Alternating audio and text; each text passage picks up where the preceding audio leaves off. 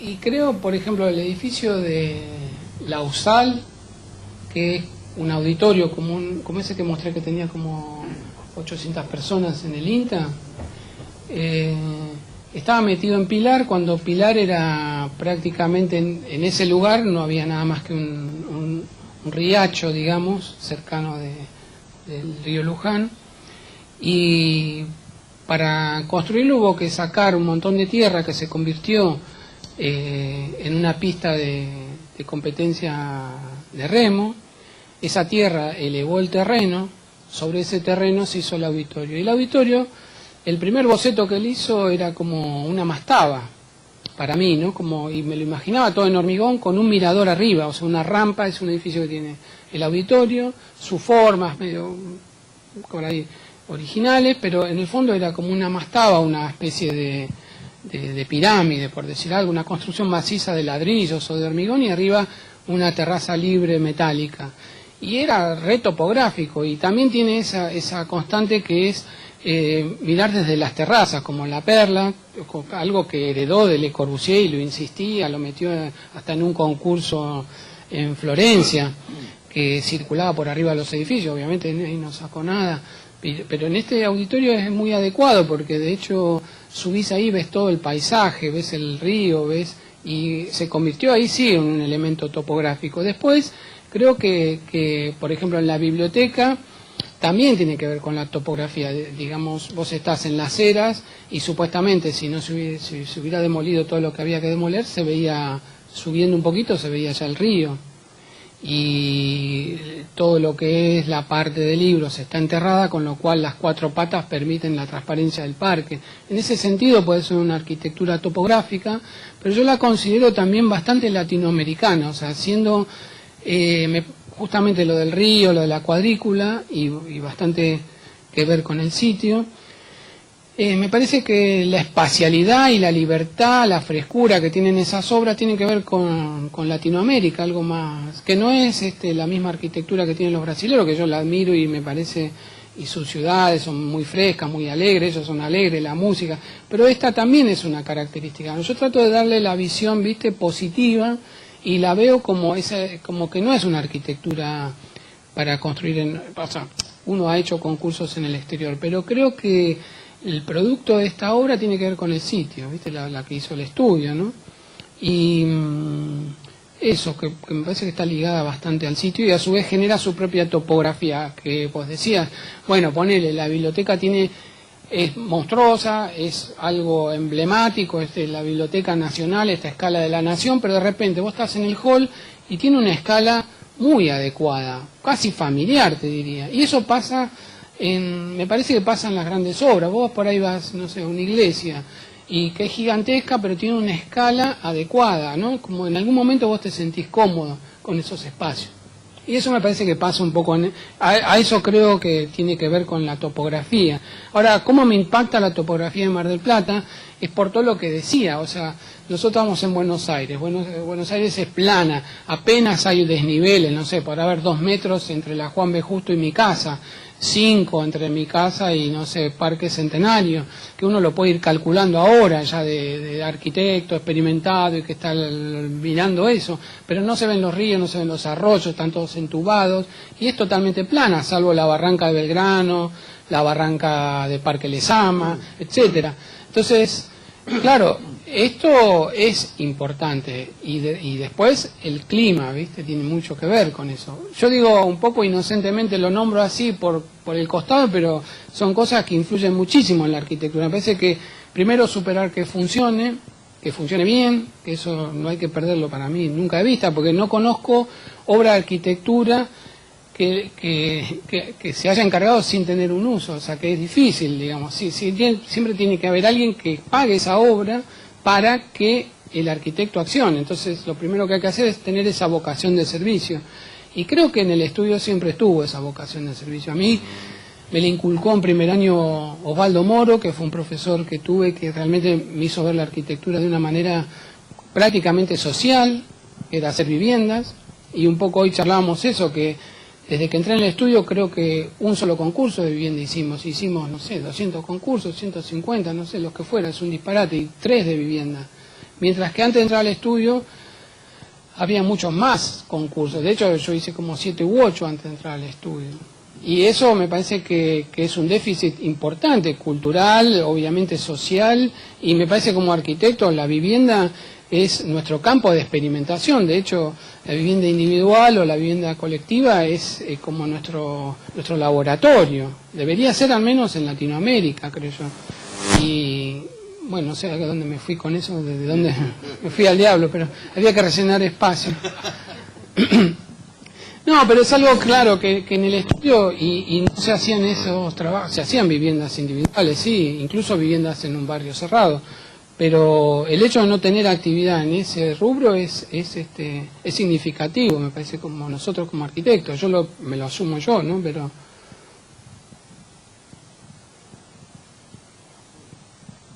no es una pregunta, sino profundizar una reflexión que hiciste la pasada que me pareció interesante. Que vos planteabas, uno mira algunos de los proyectos que mostraste, de los concursos y demás, y alguna de esas formas intrincadas que vos decías recién que pueden aparecer a priori como arbitrarias o no se sabe, sin embargo, cuando empezás a analizar ves que responden a la función, a los usos, que hay todo un cuidado de esa forma, siempre es respuesta a un requerimiento. Y uno se pregunta, bueno, ¿cuál es la relación con el sitio, con la ciudad? Es como la forma de lo que queda sobrante del edificio. Sin embargo, me pareció, vos lo recalcaste muy bien, porque en la charla me pareció interesante cuando contabas la relación de la llegada del edificio Acuarela, que lo que importa son las vistas. O cuando contaste el museo, sí. Que cómo se llega al museo, cómo se impronta, incluso lo señalaste en 2 o 3 lugares que me pareció interesante esa cuestión de que la relación con el sitio, con el lugar, tiene que ver con esa idea topográfica que planteaba, con cómo se va entrando, cómo se recuperan las vistas desde el edificio, sí. Desde la arquitectura, con el lugar. Que por ahí uno, que si se queda en la superficie, en analizar la forma y en ver, no entiende esa entrada que me parece importante resaltar. Sí, debo confesarte algo y que es muy complejo de explicar, ¿viste? Porque yo siempre digo, por eso te decía, la charla mía va a tener que ver con la cocina del estudio, si bien di clases desde que me recibí o incluso antes, pero nunca tuve horas. Solo cobré horas presenciales de alumnos, digamos. Nunca pude investigar ni digamos, ser investigador, o sea que sí investigador proyectual desde el estudio proyectando. Con Clorindo al principio, ya te digo, casi ni hablábamos, o sea, el primer trabajo que hicimos es el Fórum de Tokio, yo creo que estaba 3 horas sin hablar, y frente a frente él dibujaba y yo dibujaba en lo mío, y para mí era un martirio, yo ya no era o sea, yo estaba, martirio, era... Como yo estaba acostumbrado a trabajar con 4 amigos, con la música, que esto, que la Coca-Cola, café, que yo, bla, bla, y ahí era como un templo, ¿viste? Y una meditación, te diría casi. Y entonces no había diálogo, o sea que yo le decía, no sé si le decía a vos, Pablo, o a Alejandro, que de alguna manera que vinieran, que siempre venían socios de afuera, para mí era un festival, porque si bien por ahí no coincidías con lo que se discutía, pero se discutía. O sea, éramos como, las memorias eran como de muy esquemáticas, ¿viste? Casi irónicas, te diría. Tiene mucha ironía esta arquitectura también, ¿viste? O él, al cambiar, por ejemplo, el Banco de Londres, pasar al Buenos Aires Design, y yo siempre pongo las patas del Banco de Londres, está bien, no eran hechas solo por él, sino que CEPRA era un estudio poderoso, y él estaba asociado a CEPRA, que una vez me lo confesó cuando yo le pedí más honorarios, me decía... Bueno, pero yo ganaba eso en lo de CEPRA, así que vos acá, como que yo estaba asociado a él, y era cierto, era así, tal cual. Pero él estaba asociado a CEPRA, digamos. CEPRA ya era un estudio poderoso que había hecho obras como esa importantes.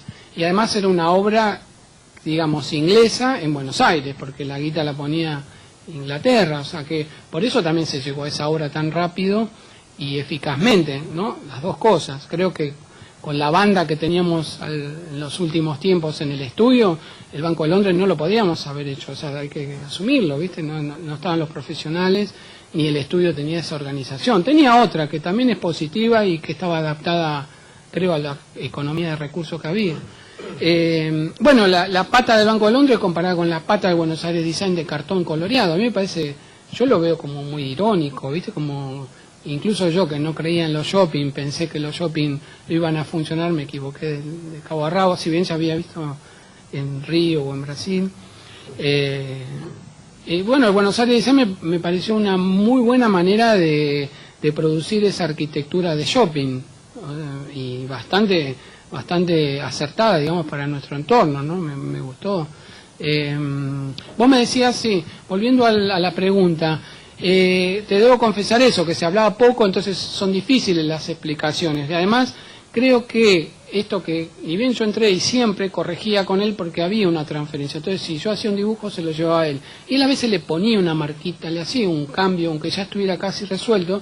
Y creo que eso es la propia vocación estética que tiene cada uno, ¿viste? Como que, no sé, como quien te acomoda el escritorio de una forma, bueno, vos se lo corriste, te lo volvés. Pero, digamos, él le ponía siempre un sello que a veces es inconsciente, consciente, él no le explicaba mucho, ¿viste? Decía que la biblioteca eran 4 patas, o sea, por eso te digo, no se hablaba muchas cosas de lo que... Yo te puedo dar mi opinión, y es que en realidad siempre había una excusa funcional, topográfica del sitio o tecnológica, que era llevado, que es un poco lo que hacemos todos los arquitectos, llevado a una expresión estética, que en realidad vos hablaste de los volúmenes, y yo creo que nunca fue los volúmenes de los proyectos, por lo menos los que encaramos, tienen que ver más con esta voluntad estética, pero que está relacionado con el espacio. O sea, el espacio, nosotros hacemos un ejercicio en la facultad que es el espacio, lo hacemos lleno, con un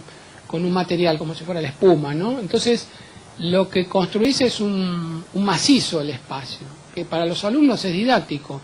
Yo ojalá me lo hubiera visto en primero, segundo, tercer año, no lo vi hasta que daba clase, después hay muchas cosas que uno las aprende con el tiempo. Bueno, no es que sea descubrir la pólvora, pero digamos...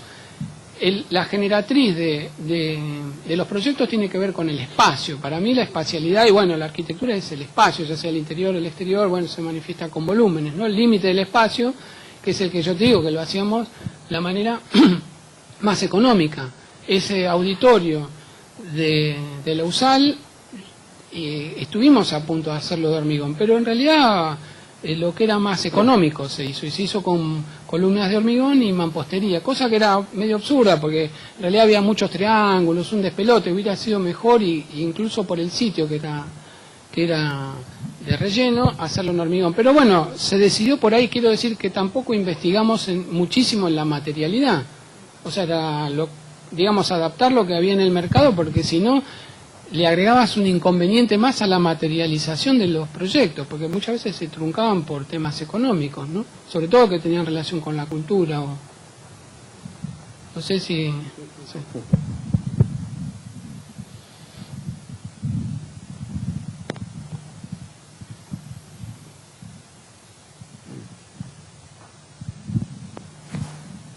No, a mí me cuesta imaginar cómo se trabaja con texto, cómo trabajan dos artistas, ¿no? Y yo me imagino con lo que decís vos, por ahí uno dibuja, el otro dibuja, cuando dibujás pensás, lo que piensa el otro no es lo mismo que lo que pensás vos, se confrontan los dibujos. Creo que la experiencia es como extraña, todos estamos acostumbrados a una cosa hablada, como decís vos también, como para justificar las acciones, como para transparentar los procesos y todo esto, ¿no? Entonces, me cuesta, o me lo imagino, pero no sé si es así, ¿no? Que uno ¿Cómo te lo dibuja imaginas vos? Yo me lo imagino como que dibujo, Sí. y Testa dibuja también, y que Testa ve tus dibujos, y que de repente vos ves los de él, y eso se va mutando en otro dibujo, y así es como un diálogo a partir del dibujo. Sí, eso lo creo yo. Es un diálogo, siempre fue un diálogo desigual. Yo ya fui como si fueras a tocar con los Rolling Stones, por decir algo, ¿viste? Bueno. O sea, yo tenía una empatía, me llevaba muy bien y me sale ese tipo de arquitectura. O sea, si quisiera hacer Mies van der Rohe, que también me encanta, no me saldría, me equivocaría, no tendría paciencia. O sea, me parece que la arquitectura esta que incluye un montón de problemas me va mejor conmigo. O sea que ese ya tenés un dato como que de alguna manera todos los que trabajamos ahí íbamos al pie del maestro, porque realmente yo lo sentí así, como que había una diferencia importantísima, y trataba de plegarme, y sobre todo había algo que a mí me dejaba muy tranquilo, es que la arquitectura lo primero que hacía era funcionar. Entonces había un diálogo, ya no había capricho en ese sentido, ¿viste? Podías pensar que alguna distribución espacial era mejor que otra, pero funcionaba y le dábamos para adelante en una propuesta, que en general siempre la pensaba él, o sea, obviamente, pero también, o sea, me parece que el artista, el arquitecto, recibe todo, ¿viste? Y eso se transforma o en un dibujo propio o en un dibujo de otro, o sea, hay una mutua interferencia, pero ya te digo, acá era, digamos, un poco piramidal el tema, no era como yo me siento con un amigo a discutir y muestro yo mi dibujo, muestra el otro y después elegimos un tercero.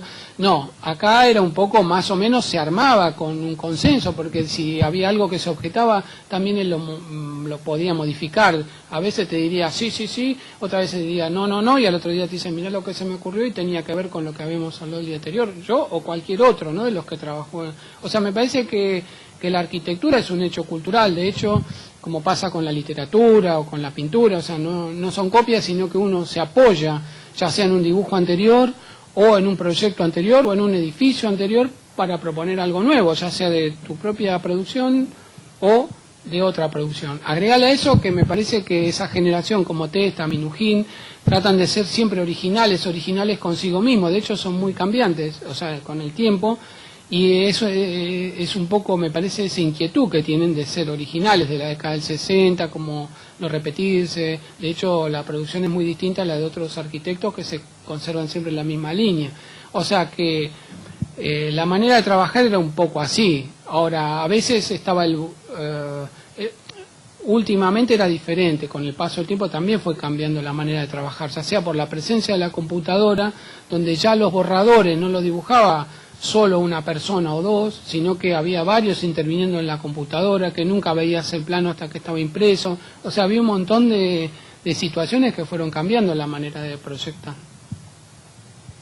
Era difícil, como es difícil siempre, seguro, pero me parece que la arquitectura siempre es un trabajo en equipo, ¿viste? Es un trabajo en equipo y creo que es un hecho cultural muy complejo, y justamente la conclusión esa de que se construye menos de lo que se dibuja, por lo menos en la experiencia nuestra del estudio y la mía personal también, es que después de que, ya que es complejo, interdisciplinario, materializar lo que vos pensaste depende de muchísimas variables, ¿viste? El inversor, la empresa constructora, etcétera, etcétera, o sea, te intervienen los códigos, etcétera, tantas variables que lo van tamizando, ¿viste? ¿Está? Yo tengo dos preguntas, si me permite. Una es si son conscientes, obviamente al ser uno de los maestros de la arquitectura argentina, el estudio, el carácter pedagógico didáctico de los proyectos, y si lo entienden así, y si trabajan en ese sentido, para que los proyectos sigan siendo hacia los demás un objeto también pedagógico y didáctico. Eso por un lado, y por otro lado, pasa con el estudio Fontán-Testa, si pasa, ¿cómo ves el futuro? Como por ejemplo con lo que pasó con el estudio de Álvarez, en el sentido de que si bien son dos arquitecturas de autor, una tiene aspectos más sistemáticos y racionales, de fácil replicación, o no tan fáciles, pero que hay montado muchos años para que eso sí suceda o siga sucediendo en el estudio, y en el caso del estudio de ustedes, digamos, en esta asimetría que vos planteás con respecto a Testa, ¿cómo ves ese futuro del estudio? Perfecto. La primera, yo no sé qué conciencia podía tener pedagógica, creo que era consciente. Yo de hecho siendo estudiante tenía en una caja fotocopias blanco y negro de todo lo que salía en suma del estudio Testa, o sea que para mí era pedagógico desde ya, creo que va a seguir siéndolo, pero lo que te puedo decir al respecto, no sé, la conciencia o no que tenía, yo creo que sí. Él dijo que no daba clases, dio muy poco tiempo clases, y en el estudio circulaba mucha gente, todo el tiempo, artistas, arquitectos, escritores, libros, revistas, bla, bla, bla. Entonces como un centro cultural, o sea que eso, el estudio estaba con la puerta abierta, ni se cerraba con llave, el que abría, entraba, lo veía él, o sea, le pedía permiso a la secretaria, pero, o sea, había una conciencia, o inconsciencia, no sé, pero que él era consciente de la magnitud de su trabajo, creo que lo tenía, pero lo que justifica eso para mí, mi manera de ver, es que era re honesto y arriesgado con su obra. Vos te das cuenta, hasta un chico se da cuenta cuando alguien hace algo en forma honesta, un artista, un músico, un escritor. Vos sabés que o comprás un bestseller o comprás un libro, ¿viste? Y yo creo que eso, para mi punto de vista, era re honesto con lo que hacía, independientemente de que estuviera bien o mal, pero era lo que él quería hacer y le incorporaba todo esto que te decía. O sea, en ese sentido había una conciencia. Con respecto al futuro, yo, bueno, a ver, hoy por hoy lo continuamos con Oski Lorenti, que es otro asociado que trabajamos juntos, las cosas que tenemos pendientes, que ya hicimos anteproyectos, que ya hicimos documentaciones, o que tenemos varias documentaciones hechas, 2 o 3, una de ellas se está construyendo y hacemos la dirección de obra y adaptamos los proyectos dentro de lo que, viste que muchas veces, por ejemplo, este Fondo de Cultura Económica que está en Palermo, había cosas que nosotros sabíamos, justamente por documentar con la computadora, había varios interlocutores en el mismo proyecto, entonces se complicaba, porque, por ejemplo, él le daba una instrucción a uno que seguía dibujando, otro que y a veces quedaban partes que quedaron mal resueltas, pero no estaba fuera de control. Lo que ocurrió fue que esa obra no se hizo quedó la documentación 7 años parada, o ya estaba hecha, o 6. Entonces ahora cuando empezó la obra hubo que yo me apuré y nos apuramos a resolver cosas que veíamos que habían quedado sin resolver, como un techo, un encuentro de un techo con otro en un jardín de invierno chiquito, en proporción, eso tiene 1000 metros, esto tendría 40 metros. Pero bueno, uno lo va actualizando, en ese sentido sigue la producción con las cosas hechas. Ahora, si vos me preguntás qué escuela hizo, yo creo que ninguna, porque es como Gaudí, o sea, no sé quién, yo había escuchado una vez, no sé si de Boigas, una clase que era un seminario entre la diferencia entre Gaudí y Wagner, o sea que era difícil hacer escuela como Gaudí, mientras que Wagner podía hacer escuela, o no sé, cuando Tony Díaz hizo la escuelita o daba clases en la facultad, él daba clases de una manera que se podía enseñar a 500 tipos lo mismo. En cambio esto me parece que puede dar un ejemplo, pero no la copia ni la continuidad. Para mí trabajar a lo testa no existe, yo trataría de hacer la producción que surja nueva, ¿viste? Tenemos el permiso para continuar, digamos, pero en principio no se me ocurre a nadie que pida algo a lo testa, ¿viste? Esa es mi humilde opinión, ¿no? O sea, eso es discutible, etcétera, pero creo que lo honesto, o sea, él no hubiera hecho, creo, un proyecto, no hubiera firmado un proyecto que no hubiera hecho él. A ver si me explico. La diferencia, por ejemplo, que he visto otros estudios donde cada equipo desarrolla una idea, esa idea se discute y la elige el director del estudio. O sea, acá no ocurría eso, ¿viste? ¿Se contestan parte en la pregunta? ¿Dónde está? ¿Está bien? ¿Sí?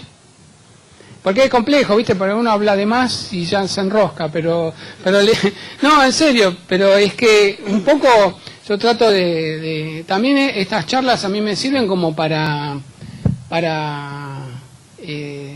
hacer una especie como de aclararme un poco el panorama, porque tampoco que lo tengo tan claro. No estaba preparado el estudio, digamos, de alguna manera, como vos dijiste, el de Álvarez, nada que ver, ¿viste?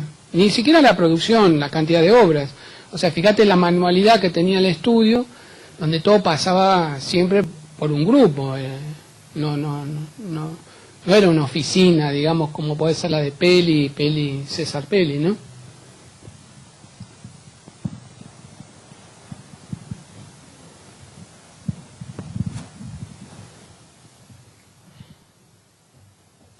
Antes que se retiren, queríamos recordarles también para continuar charlando y discutiendo sobre arquitectura, que mañana tenemos a las 6 de la tarde la charla del arquitecto Antonio Carrasco, con la obra Visita del Hotel de Villa Gesell.